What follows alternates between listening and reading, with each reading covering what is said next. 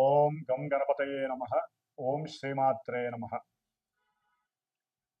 వీక్షించేటటువంటి ప్రేక్షకులందరికీ కూడా ఆదిత్యాది నవగ్రహ దేవతల యొక్క అనుగ్రహము, పార్వతీ పరమేశ్వరుల యొక్క అనుగ్రహము కలుగ్గాక. ఓం వక్రతుండ మహాకాయం కోటి సూర్య సమప్రభం నిర్విఘ్నం కురు మే దేవ సర్వకార్యేషు సర్వదా. ఓం సర్వమంగళ మాంగళ్యే శివే సర్వార్థ సాధికే శరణ్యే త్రయంబికే దేవి నారాయణి నమోస్తుతే. శ్రీ లక్ష్మీ గణపతయే నమః. ఇప్పుడు మనకి సెప్టెంబర్ 1 నుండి సెప్టెంబర్ 30 వరకు ఈ మాస ఫలితాలు. ముఖ్యంగా ఈ సెప్టెంబర్ మాసంలో మనకి అంతకుముందే గణపతి నవరాత్రులు ప్రారంభమైనవి. ఈ సెప్టెంబర్ 6వ తేదీన మరి స్వామివారి యొక్క నిమజ్జన కార్యక్రమాలు పూర్తవుతున్నాయి. 7వ తేదీన మనకి రాహుగ్రస్త సంపూర్ణ చంద్రగ్రహణము రాత్రిపూట ఒక 3:30 గంటలు సంభవిస్తోంది.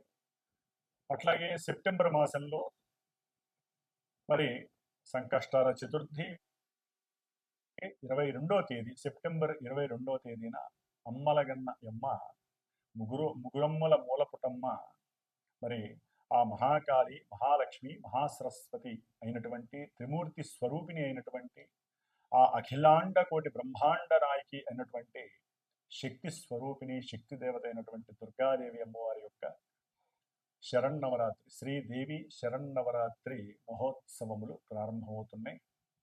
కాబట్టి ఈ భాద్రపద మాసం ప్రారంభమై మధ్యలో అమ్మవారి యొక్క నవరాత్రులు ప్రారంభమై శరదృతువు ప్రారంభమవుతుంది. ఇప్పుడేమో వర్ష ఋతువు.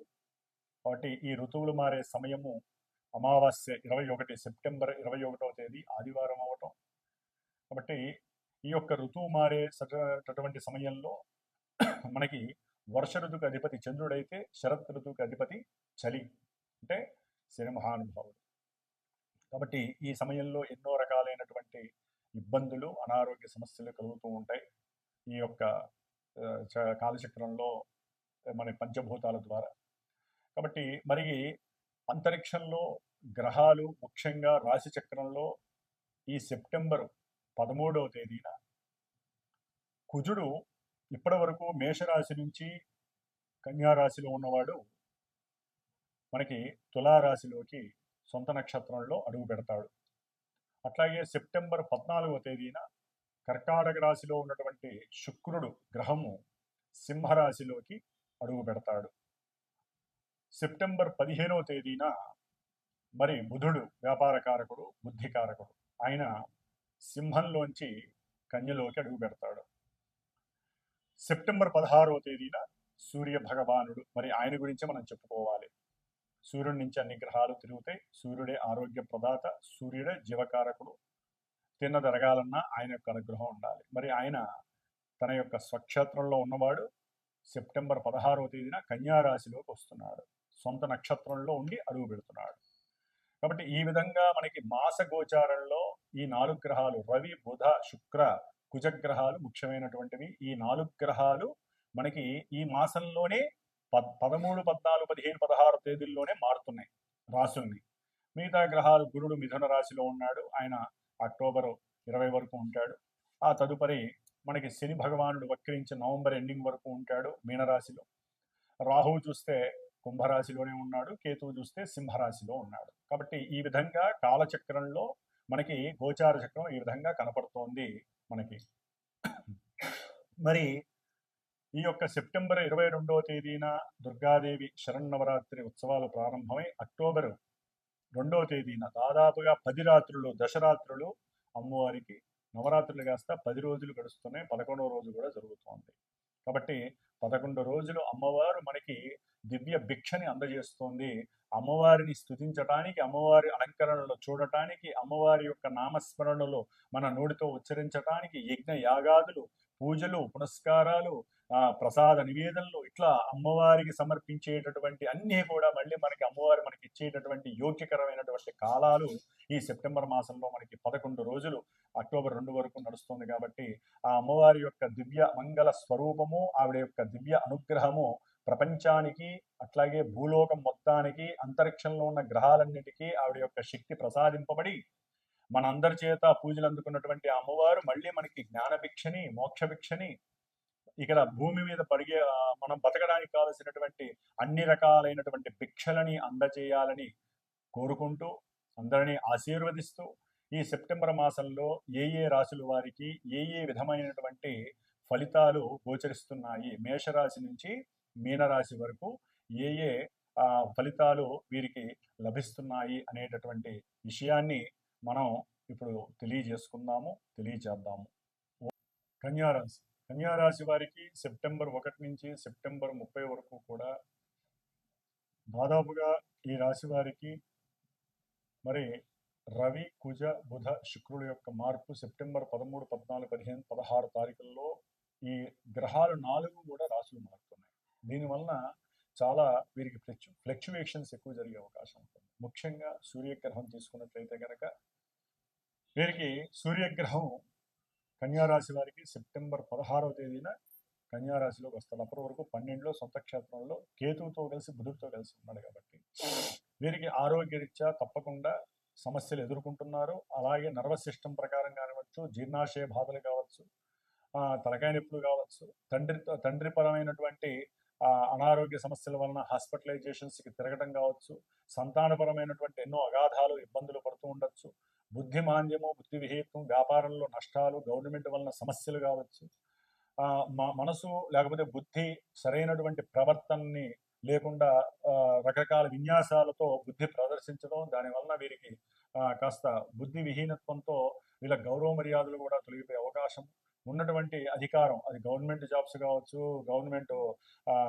వీళ్ళు రాజకీయ నాయకులు కావచ్చు, లేకపోతే తండ్రి తరపు బంధువులు కావచ్చు, వాళ్ళ వల్ల కూడా మీకు కొన్ని నష్టాలు వాటిల్లే అవకాశం కన్యారాశి వారికి ఉంటుంది. ఆల్రెడీ కన్యారాశిలో కుజుడు రేపు 13 వరకు ఉంటాడు.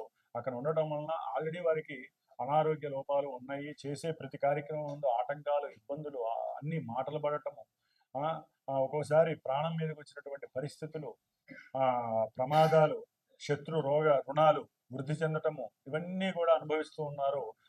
అయితే శుక్రగ్రహము వీరికి లాభంలో ఉండటం ద్వారా అఖండమైనటువంటి ధనలాభం అయి సెప్టెంబర్ 14 వరకు కూడా కన్యారాశి వారికి మరి భార్యాభర్తల యొక్క అనుకూలత వలన, రాజవారి యొక్క కర్మ అనుకూలత వలన కావచ్చు, తండ్రి యొక్క సహాయ సహకారాల వలన కావచ్చు, కుటుంబంలో, గృహంలో ఏదైనా ధనపరమైనటువంటి అనుకూలతల వలన విందులు, వినోదాలు, చక్కగా ఏదైనా వెహికల్స్ కొనుక్కోవడం, లగ్జరీ హోటల్స్లో వీళ్ళు స్టే చేసి ఆనందాన్ని చక్కగా అనుభవించడం, ఏదైనా దూర ప్రాంతాలకు వెళ్ళి కుటుంబంతో ఎప్పుడూ ఆనందంగా ఇలాగే ఉండాలి అనేటటువంటి మనసులో సంకల్పం కలగటము. అంటే కొన్ని గ్రహాలు ఇబ్బంది పెట్టినా కూడా శుక్రగ్రహం అనుకూలంగా ఉండటం వలన భార్యతో ఆనందము, స్త్రీల వలన సౌఖ్యము, వాహన పరంగా ఎన్నో విలాసాలు, దూర ప్రాంతాలకు వెళ్ళటము, తండ్రి వలన గృహపరమైనటువంటి లాభాలు కలగటం, ఇవన్నీ చక్కగా అనుభవించేస్తూ ఉన్నారు.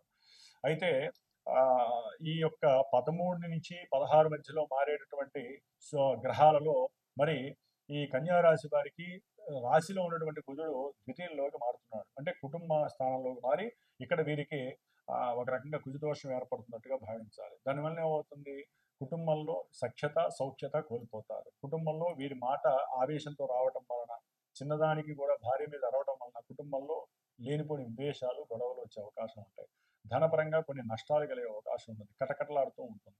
తినడానికి సరైన తిండి ఒక్కోసారి ఉప్పు కారాలు ఎక్కువ అవడం ద్వారా ఇంట్లో లేనిపోని గొడవలు కలిగే అవకాశం ఉంటుంది. తిండి విషయంలోనే వీరికి ఎక్కువ గొడవలు అయ్యే అవకాశం ఉంటుంది. ముఖ్యంగా అన్నదమ్ముల మధ్య కుటుంబంలో కోర్టు కేసుల పరంగా, ధనపరంగా కొంత ఇబ్బందులు అయితే కంపల్సరీ ఉంటాయి. ఒకళ్ళ మీద ఒకళ్ళు చేయి చేసుకునే పరిస్థితి వస్తుంది. ఒక్కోసారి ఆయుధాలను కూడా ఉపయోగించే పరిస్థితి వస్తుంది. దీని ద్వారా కోర్టులని, కేసులని, లాయర్లని డబ్బులు వృధాగా ఖర్చే అవకాశం ఉంటుంది. జాగ్రత్తగా ఉండండి. అట్లాగే 12లో ఉన్నటువంటి రవి బుధులు ఇప్పుడు వీరికి సెప్టెంబర్ 15 తర్వాత మరి రవి బుధులు కన్యారాశిలోకి రావడం ద్వారా వీరికి కొంత ఆల్రెడీ ఇందాక చెప్పాము, ఆరోగ్యపరంగా కొన్ని లోపాలు, వృత్తిలో కాస్త మార్పులు చేర్పులు ఇవన్నీ జరిగే అవకాశాలు ఉంటాయి. అట్లాగే శుక్రుడు కూడా 12లోకి వస్తాడు, అంటే సింహరాశిలోకి వస్తాడు 14 తర్వాత. వచ్చినప్పుడు కుటుంబంలో తెలియకుండానే ఆర్థికంగా ధన నష్టం కలుగుతుంది, భార్యాభర్తల మధ్య కొంత ఇబ్బందులు, తండ్రిపరమైనటువంటి సమస్యలు, అనారోగ్య సమస్యలు కావచ్చు తండ్రికి, లేకపోతే తండ్రి పరంగా భాగ్యహీనత్వం కలగచ్చు, ధనం కోల్పోవచ్చు. ఆయన యొక్క అలవాట్లకి, ఆయనకి ఉన్నటువంటి కొన్ని ఇబ్బందులకి వీరు ధనం కోల్పోయే అవకాశం కన్యారాశి వారికి ఉంటుంది. ఎక్కడికైనా దూరం వెళ్ళిపోవాలి, అందరినీ వదిలేసి దూరంగా వెళ్ళాలి, ప్రశాంతంగా పెరగాలి, లేకపోతే నా సుఖాన్ని నేను అనుభవించాలి, నా సొమ్ముని నేనే ఖర్చు పెట్టుకొని అనుభవించాలని ఒక్కోసారి ట్రైనో బస్సు ఎక్కి దూర ప్రాంతాలకు వెళ్ళడానికి, కొత్త ప్రదేశాలకు వెళ్ళి అక్కడ ఏదో ఉంది అనుభవించాలనుకుంటారు. కానీ వీరికి ఉన్నటువంటి వృత్తి ధర్మం వీరిని ఆ పని చేయకుండా కొంత జ్ఞానంతో వీరు మళ్ళీ ఆపుకోవాల్సిన పరిస్థితి వస్తుంది. కన్యారాశి వారికి ఇన్ని రకాల వేరియేషన్స్ జరిగే అవకాశం ఉంటుంది. కాబట్టి వీరు ముఖ్యంగా రవి బుధులు ఆ కన్యారాశిలో ఉండటం విశేషత్వమే, బుధాదిత్య యోగమే. కొన్ని అనుకున్నటువంటి పనులు, వైద్య విద్యార్థులకి కొంత అనుకూలమైనటువంటి పరిస్థితులు, చేసే వ్యాపారుల యొక్క విక్రయాలు, అంటే ఏదైతే కొనుగోళ్లు ఉంటాయో, అమ్మకాలు ఉంటాయో అవన్నీ బాగానే ఉంటాయి. అయితే గవర్నమెంట్ నుంచి మాత్రం సహాయ సహకారాలు లభించవు. వాళ్ళ వల్ల తీవ్రమైనటువంటి ఒత్తిడి కలుగుతుంది. దానివల్ల లేనిపోని శిరోబాధలు, తలకాయ నొప్పులు ఇవన్నీ కూడా కలుగుతాయి. సప్తమంలో శని ఉన్నాడు కదా, ఆయన యొక్క దృష్టి రవి బుధుల మీద పడుతుంది. ఇట్లా ఆరోగ్యపరంగా, గవర్నమెంట్ పరంగా, ఉద్యోగాల పరంగా, వైద్యుల పరంగా అవసరం లేనటువంటి సిస్టమ్ అంతా మీకు నెగిటివ్గా ఉంటుంది. కాబట్టి కన్యారాశి వారికి 15 తర్వాత రవి, బుధ, కుజ, శుక్ర, కేతు, అట్లాగే 10లో ఉన్నటువంటి గురువు, శని అన్ని గ్రహాలు ఇబ్బందులుగా ఉన్నాయి. కాబట్టి నవగ్రహ పాశుపత హోమం చేయించండి, లేదా నవగ్రహాలన్నిటికీ దీపారాధన పెట్టడం, నవధాన్యాల్ని భూమిలో వేసి ఆ విత్తనాలు చెట్లు వస్తాయి వారం 10 రోజులకి, గోమాదికి తినిపించండి. అన్ని రకాల ఇబ్బందులు కాస్త కోల్పోయి శుభాలు జరగడానికి మీ వంతు ప్రయత్నాన్ని మీరు చేయాలి. నవగ్రహ స్తోత్ర ప్రార్థన నిత్యము చేయండి, ఆనందంగా అనుభవించండి. ఓం శ్రీమాత్రే నమః. వీక్షించేటటువంటి ప్రేక్షకులందరికీ కూడా ఒక చిన్న గమనిక,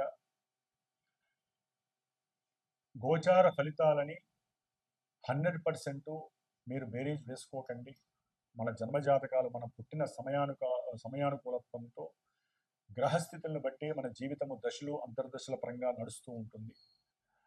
అక్కడ ఉన్నటువంటి గ్రహస్థితుల్ని, గోచారంలో జరిగేటటువంటి గ్రహస్థితుల్ని, నక్షత్రాల్ని బేరీజ్ వేసుకుంటూ మనకి ఎందుకు ఇలా జరుగుతోంది, మనం ఏ పరిహారాలు ఆచరించాలి. అందుకనే నేను ఒక క్యాప్షన్ ఉంటుంది నాకు, జ్యోతిష్యాన్ని నమ్మండి, పరిహారాలు ఆచరించండి. ఎందుకంటే జ్యోతిష్యాన్ని వినటము, జన్మజాతకం చెప్పించుకోవటము, గోచారంలో అన్ని ఛానల్స్లో అందరు గురువులు చెప్పింది విని భయాందోళనకు లోనవటము, లేకపోతే మాకు కొన్ని జరిగినాయండి, మాకు కొన్ని జరగలేదని ఫోన్లు చేసి కాస్త ఇబ్బంది పెట్టడము, ఇవన్నీ కాదండి. నిజంగా మీరు గ్రహస్థితిని నమ్మితే మీకు జరిగేటటువంటి సమస్యల నుంచి బయటపడటానికి మాలాంటి గురువులకి ఫోన్ చేయండి, నమ్మకం ఉన్న వాళ్ళకి ఫోన్ చేయండి. మీ జన్మజాతకాన్ని దక్షిణ తాంబూలాదులు ఇచ్చి మీ జన్మజాతకాన్ని చక్కగా చెప్పించుకోండి. ఎందుకంటే గురువుకి దక్షిణ ఇవ్వకపోతే, జాతకం చెప్పించుకున్నా, పూజ చేయించుకొని ఇవ్వకపోయినా వాళ్ళకి గురుశాపం అని కూడా ఉంది, గురుశాపం తగులుతుంది. ఎందుకంటే ఒకరికి ఒకరు సహాయ సహకారాలు అందించుకోవటం, మాలో ఉన్న జ్ఞానాన్ని మీకు ధారపోస్తాము, మీకు ధైర్యాన్ని ఇస్తాము, పూజలు చేస్తాము. మరి మీరు కర్మల్ని పోగొట్టుకోవడానికి మీరు సంపాదించిన సొమ్ములోంచి ఒక పైసా మాకు ఖర్చు పెట్టాలి, గురువుకి దక్షిణ ఇవ్వాలి, చేసిన పూజలకి సామాగ్రికి చేసుకోవాలి, మరి ఇన్ని రకాలుగా చేయాలి. కాబట్టి జన్మజాతకాన్ని నమ్మండి. గోచార చక్రాల్లో ఉన్నటువంటి గ్రహస్థితుల్ని అనుకూలంగా ఏ గ్రహాలకి స్తోత్రపారాయణ చేయాలి, ఏ దేవతలను ఆరాధించుకోవాలో అలా చేసుకుంటూ వెళ్ళండి.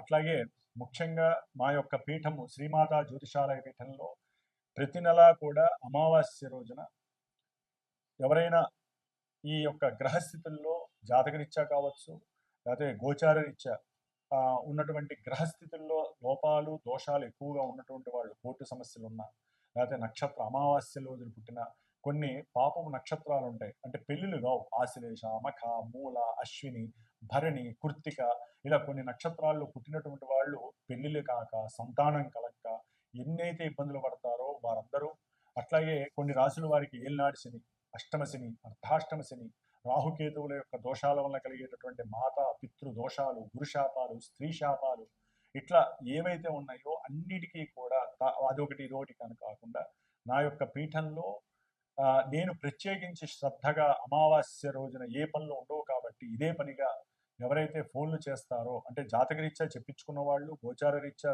సమస్యలు ఉన్నటువంటి వాళ్ళు, ఒకవేళ ఏదీ లేనటువంటి వాళ్ళకి వాళ్ళ యొక్క సమస్య రీత్యా కూడా ఈ యొక్క ప్రతి నెలా జరిగేటటువంటి నవగ్రహ నక్షత్ర రుద్ర పాశుపత హోమము అనేటటువంటిది ప్రతి నెల కూడా నా యొక్క పీఠంలో చేస్తాను.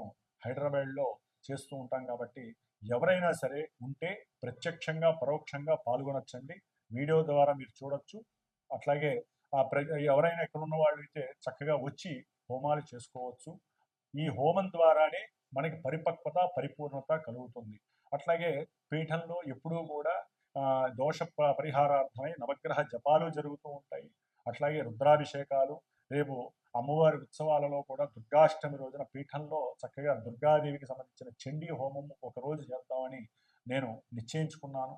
కాబట్టి ఆ 10 రోజులు, ఆ 11 రోజులు దుర్గా సూక్త జపాన్ని ఆచరిస్తూ అమ్మవారిని చక్కగా అలంకారణతో పూజలు చేస్తూ ఈ యొక్క పూజా పునస్కారాలన్నీ కూడా నేను చేస్తూ ఉంటాను. కాబట్టి ఎవరైనా సరే అభీష్టము కలిగినటువంటి వాళ్ళు, నమ్మకంగా ఉన్నటువంటి వాళ్ళు, నమ్మకం కలిగినటువంటి వాళ్ళు, మనం పెట్టే 10 రూపాయలకి భగవంతుడు మా యొక్క మంత్ర బలాన్ని అట్లాగే మీ యొక్క మానసిక బలాన్ని కూడా చక్కగా ఆయన బేరీజు వేసుకొని మీకు అత్యద్భుతమైనటువంటి ఫలితాలు ఇస్తాడని మీరు నమ్ముకొని మమ్మల్ని సంప్రదించండి.